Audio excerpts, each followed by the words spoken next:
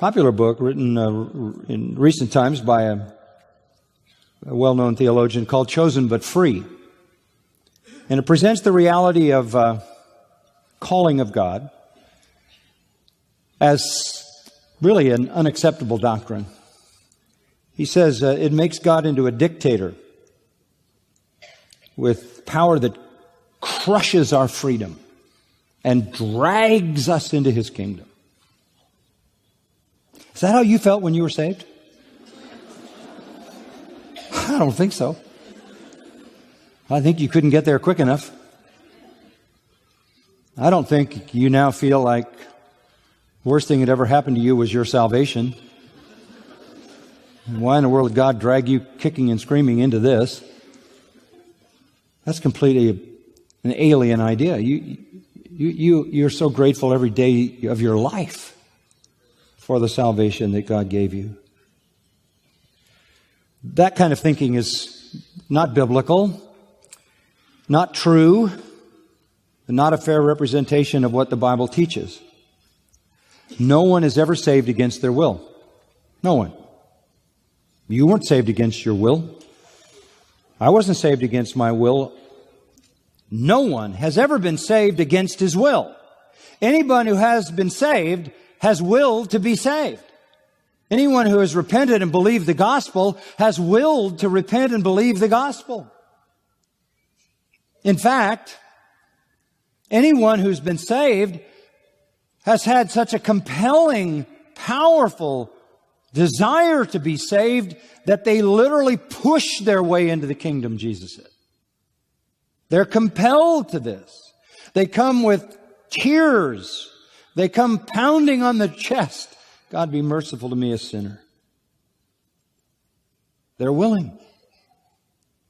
Why are they willing? Because God makes them willing.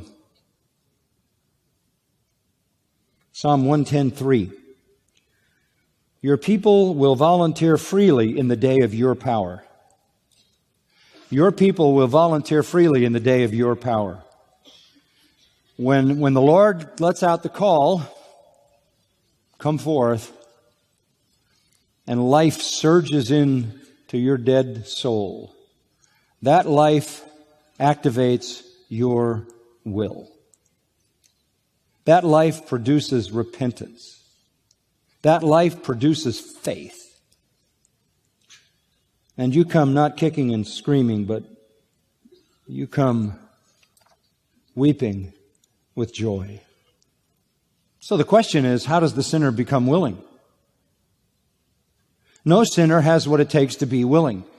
When I teach on the doctrine of human depravity, the nature of fallen man, I talk about man's problem in two ways.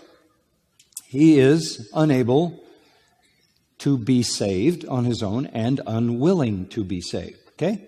Unable, unwilling. That's the essence of depravity. Not only can't he doesn't want to.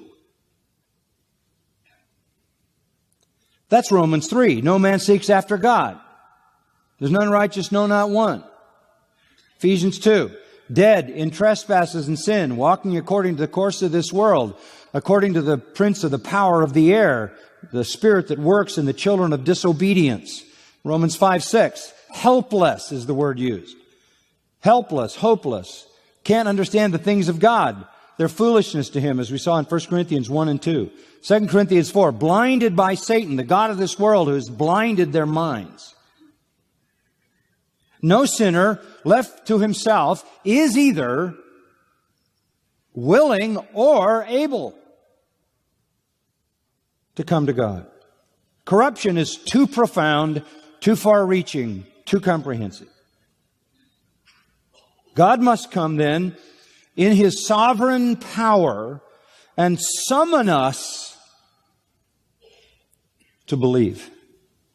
He must, in the day of His power, make us willing.